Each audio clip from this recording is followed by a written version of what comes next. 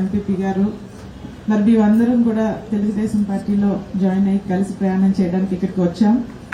దానికి మీ అందరికీ తెలుసు, శృంగవరపుకోటలో గత 2 సంవత్సరాలుగా మన నాయకులందరూ కూడా ఎంత ఇబ్బంది పడుతున్నారో, అధికారం ఉండి కూడా గౌరవం లేక అవమానాలు పడుతూ నిజంగా ఇలాగా చెప్పుకోవడం దురదృష్టం. మరి ఆ విషయాలన్నింటినీ కూడా అక్కడ స్థానిక ఎమ్మెల్సీ గారికి కానివ్వండి, మరి విజయనగరం జిల్లా స్థాయి నాయకులకు కానివ్వండి, అధిష్టానం దృష్టికి కూడా తీసుకెళ్లడం జరిగింది. కాకపోతే అక్కడ ఎవరు పట్టించుకోలేదు. తెలుగుదేశం పార్టీలో జాయిన్ అవడానికి రావడం జరిగింది. నిజంగా తెలుగుదేశం పార్టీలో కార్యకర్తలకి గౌరవం ఉంటుందని చెప్పి నమ్మి నిజంగా బాబు గారికి, మన లోకేష్ బాబు గారి ఆధ్వర్యంలో మేము అందరం కూడా పనిచేయడానికి ముందుకు వచ్చామని చెప్పి తెలియజేసుకుంటున్నాను. మరి అలాగే మీ అందరికీ తెలుసు మన ఎమ్మెల్యే గారి గురించి, అంటే న్యూస్ లో చూస్తూ ఉన్నాం మేము కూడా ఈ మధ్యలో కబ్జాల కడబండి అని కానివ్వండి, ఆయన చేసిన అక్రమాలు కానివ్వండి, ఆయన అభివృద్ధి మీద దృష్టి పెట్టకుండా నిజంగా వీటి మీద దృష్టి పెట్టారేమో అని ఆ న్యూస్ చూసాక మాకు అర్థమైంది. మరి అటువంటి ఎమ్మెల్యేలని ఓడించాలని తప్పకుండా మీ అందరం కూడా కృషి చేస్తాం. రేపు రాబోయే రోజుల్లో మన చంద్రబాబు నాయుడు గారికి ముఖ్యమంత్రి అవ్వటానికి, మన తెలుగుదేశం విజయం సాధించడానికి పూర్తి స్థాయిలో మనస్ఫూర్తిగా మీ అందరం కూడా కష్టపడి పనిచేస్తామని చెప్పి తెలియజేస్తున్నాం. Thank you. జై తెలుగుదేశం. నమస్కారానికి ప్రతిరూపం ఈ రోజు ఇక్కడ మేము చూసాం. ఈ ప్రత్యక్షంగా చూసాం కాబట్టి ముఖ చెప్పడానికి మళ్ళీ నేను సార్ దగ్గర తీసుకోవడం జరిగింది. ఎందుకంటే ఒక పార్టీలో జాయిన్ అవుతున్నాం అంటే మేము వచ్చినప్పుడు నిజంగా మాకు ఇక్కడ వెల్కమ్ చెప్పడానికి మా లలిత్ కుమారి గారు కానివ్వండి, గొంప కృష్ణ గారు కానివ్వండి, భారీ స్థాయిలో ఇక్కడికి వచ్చి మాకు స్వాగతం చెప్పడం అనేది చాలా సంతోషంగా అనిపించింది. మరి మీ అందరికీ కూడా ధన్యవాదాలు తెలియజేసుకుంటూ సెలవు తీసుకుంటాను. నన్ను నమ్మండి, నాకు ఒక అవకాశం ఇవ్వండి ఆయన కోరటం జరిగింది. ఇప్పుడు నేను కూడా పాదయాత్ర చేశాను. పాదయాత్ర వల్ల మనలో చాలా మార్పు వస్తుంది. అంటే ప్రజలకి దగ్గర అవుతాం, కార్యకర్తలు దగ్గర అవుతాం, వాళ్ళు ఎదుర్కొంటున్న సమస్యలు నేరుగా తెలుసుకుంటాం. దానివల్ల మళ్ళీ ఆ మార్పు వల్ల అధికారంలోకి వచ్చిన తర్వాత మెరుగైన సేవలు మనం అందజేయగలుగుతాం. దాంట్లో భాగంగా కొన్ని ఉదాహరణలు చెప్పాలి. బాబు గారు గతంలో అంటే మొదటిసారి 2సారి ముఖ్యమంత్రి ఉన్నప్పుడు సీఎం రిలీఫ్ ఫండ్ అప్పుడు కొంచెం చూసి ఇచ్చేవారు. అలాంటిది ఆయన ముఖ్యమంత్రి అయిన తర్వాత అసలు ఒక్క క్షణం ఆలోచించారు కదా. పెద్దలు వేడిపోయినారు, మేడం గారు కూడా వెళ్తే కూడా ఇమ్మీడియట్గా ఇచ్చేసారు, పెద్ద మనసు ఇచ్చేసారు.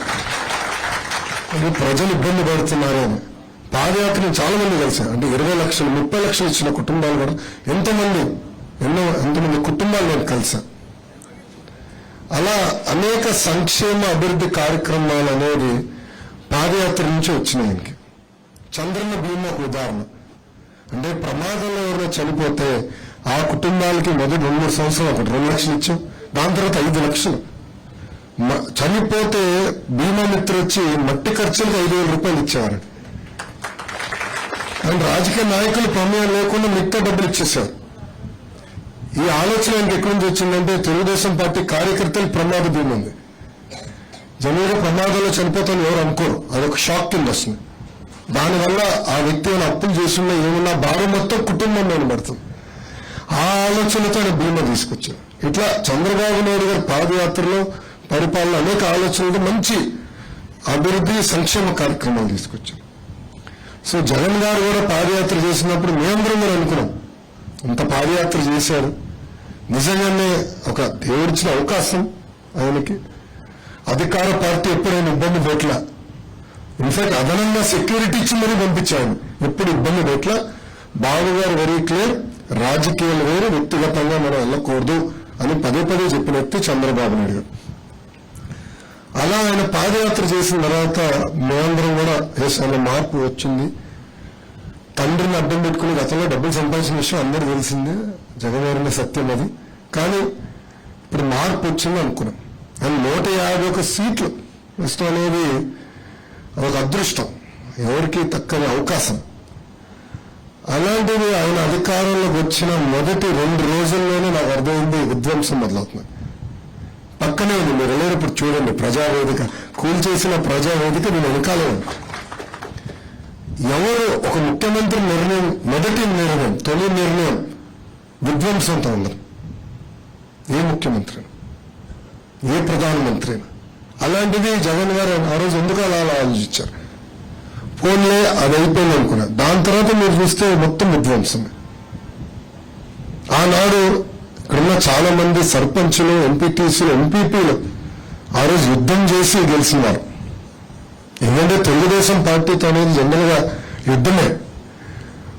మా కార్యకర్తలు కూడా తక్కువ కాదు, పోరాడతారు, ఇంక్లూడింగ్ నేను. యుద్ధం చేసి గెలిచారు. గెలిచిన తర్వాత ఏమైంది? సర్పంచ్ గారు కనీసం రూపాయి లేదు, పేరు బోర్డు పెట్టుకునే దానికి తప్ప ఊర్లో ఒక పని చేసే పరిస్థితి లేదు. గతంలో నేను పంచాయతీరాజ్ గ్రామీణాభివృద్ధి శాఖ మంత్రి ఉన్నప్పుడు 90-10 తీసుకొచ్చా. అంటే 10% సర్పంచ్ మీ ఊరు ఆర్థిక వనరులు మీరు పెట్టండి, 90% మేము ఇస్తామని చెప్పి రోడ్లు పడినాయి, డ్రైన్లు అటెండ్ చేశాం. కానీ వాస్తవంగా దానికి రాష్ట్ర బడ్జెట్ నుంచి ఖర్చు అయ్యేది 10%. ఎందుకంటే 90% ఉపాధి హామీకి నిధులు ఇస్తుంది కేంద్ర ప్రభుత్వం. ఇప్పుడు తగ్గించారు, ఇప్పుడు వాళ్ళు 70 ఇస్తున్నారు, మనం 30 పెట్టాలి. అయినా కూడా మనం 3 రూపాయలు పెడితే 7 రూపాయలు ఇచ్చేయాలంటే మనం తీసుకోలేకపోతున్నాం. ఇంకా ఎంపీటీసీలు, ఎంపీపీలు పరిస్థితి ఇంకా దారుణం. ఇంకా జెడ్పీటీసీల గురించి మారితే బాధే. గ్రాంట్ నిధులు లాక్కున్నారు, అకౌంట్లో పడిన డబ్బులు వెనక లాక్కుంటారని మొదటిసారి చూసాం. కరెంట్ ఛార్జీల పేర్ల కింద డబ్బులు లాగేసుకున్నారు. సర్పంచ్ అందరికీ బాగా తెలుసున్నా. నేను మంత్రి ఉన్నప్పుడు చర్చ వచ్చింది. అంటే రాజశేఖర రెడ్డి గారు ఆనాడు బిల్లులు కట్టాల్సిన అవసరం లేదు అని చెప్పిన వ్యక్తి రాజశేఖర రెడ్డి గారు. అక్కడి నుంచి ప్రభుత్వం ఆ బిల్లులు చెల్లించకుండా వచ్చి 1800 కోట్లు, నేను మంత్రి అయినప్పుడు 1800 కోట్లు బాకీ ఉంది ఒక పవర్ డిపార్ట్మెంట్కి. బాబు గారు ఒక నిర్ణయించారు, ఆ కట్టి చేసేయండి ఈ టర్మ్ అని. నేను ఒప్పుకోలే, నేను అడ్డం తిరిగాను క్యాబినెట్ మీటింగ్. అట్లా ఒకేసారి 1800 కోట్లు తీసుకుని ఒక సంవత్సరం నిధులు సార్, అది సర్పంచులకు వచ్చే నిధులు ఒక సంవత్సరం 1800 కోట్లు మొత్తం పోతుంది సార్. మీరు మాకు 5 సంవత్సరాలు ఏంటి తూచా తప్పకుండా మేము తీరుస్తామని నేను ఆయన ఎదురు తిరిగాం. క్యాబినెట్ మీటింగ్లో చర్చించాం. ఇవన్నీ మీకు ఎందుకు చెప్తున్నానంటే, బాబు గారికి అధికారం కొత్త కాదు, ప్రతిపక్షంలో ఉండటం కొత్త కాదు. అంత అనుభవం ఉన్నా కూడా జూనియర్ మంత్రులుగా మీ అందరం మొక్కలుగా చాలా మంది జూనియర్ మంత్రులుగా క్యాబినెట్ లో చర్చించడానికి అవకాశం ఇచ్చాడు. మాట్లాడడానికి స్వేచ్ఛ ఇచ్చేవారు. ఈరోజు పార్టీలో కూడా అంతే, సీనియర్లకి ఎంత స్వేచ్ఛ ఉందో మా లాంటి జూనియర్లు కూడా అంతే స్వేచ్ఛ ఉంది. అదే ఆయనలో ఉన్న గొప్ప గుణం. నాయకుడు కావాల్సిన లక్షణం. ఎండ్ ఆఫ్ ది డే ముఖ్యమంత్రి గారు అందరి సమస్యలు తెలుసుకోవాలంటే ప్రజాప్రతినిధుల పైన బాధ్యత ఉంటుంది.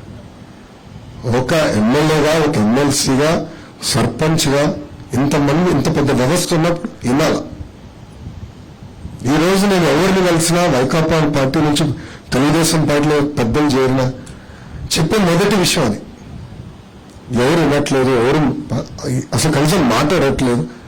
అవసరం ఉంటే పిలుస్తారు, అవసరం ఉంటే ఎవరు పలకరు. ఇది ఈరోజు ఆంధ్ర రాష్ట్రంలో పరిస్థితి. కానీ 42-45 రోజుల్లో మొదటి వృత్తిలో మన ఎన్నికలు ఉంటే ఎన్నికలు అయిపోతాయి.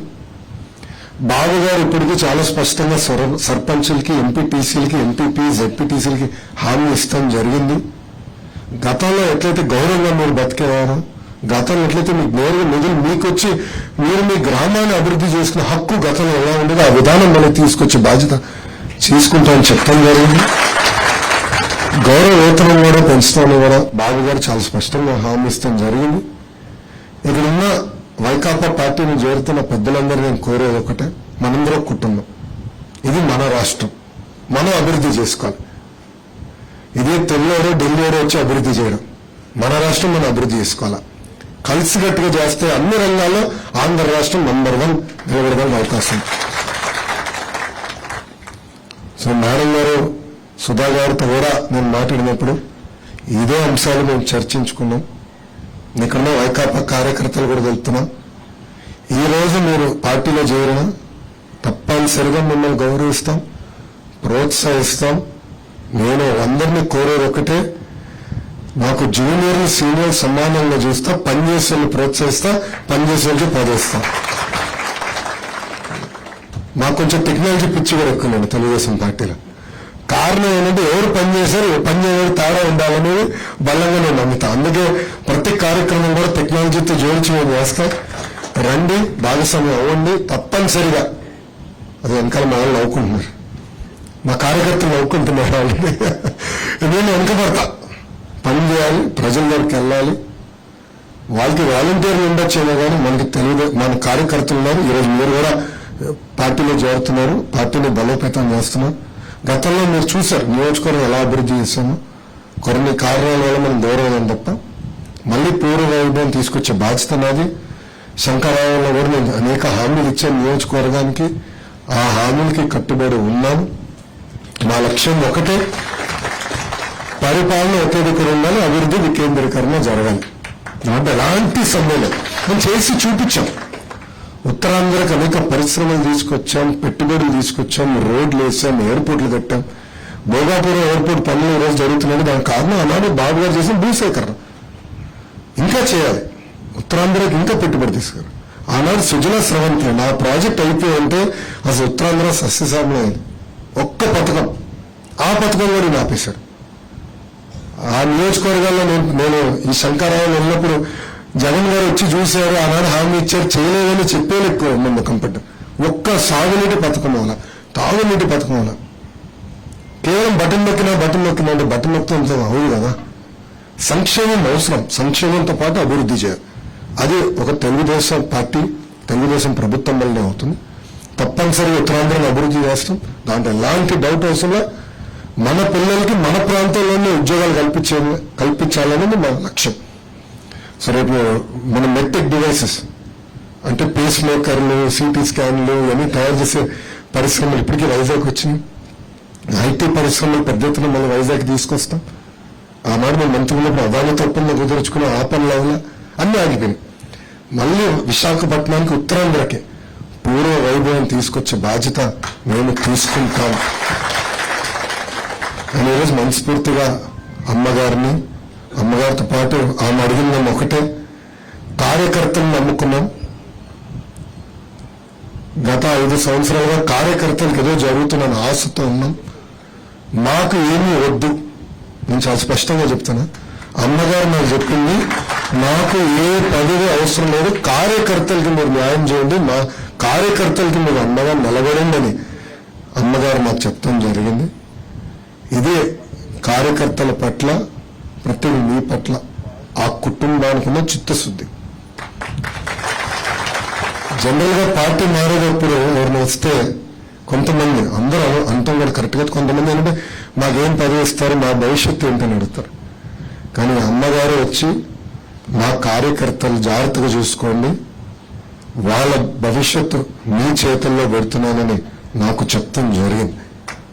తప్పనిసరిగా ఈ సభకు నేను హామీ ఇస్తున్నాను, సొంత కుటుంబ సభ్యులుగా చూసుకునే బాధ్యత మాది.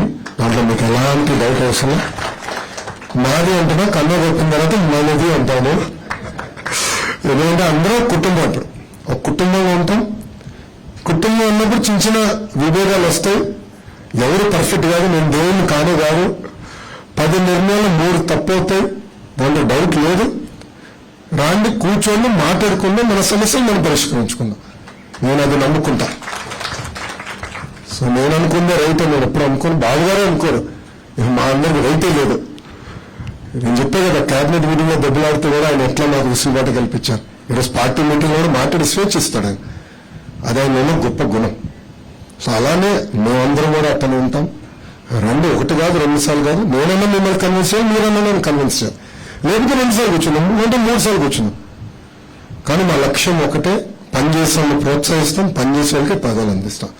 అది తెలుగుదేశం పార్టీ బాధ్యతని సభాముఖంగా తెలుపుకుంటూ, ఈరోజు పార్టీలో చేరుతున్న వైకాపా కార్యకర్తలు, సర్పంచ్లు, ఎంపీటీసీలు, ఎంపీపీలు, జెడ్పీటీసీలు మనస్ఫూర్తిగా నేను ఆహ్వానిస్తున్నా. Thank you. అందరికీ నమస్కారం. జై హింద్.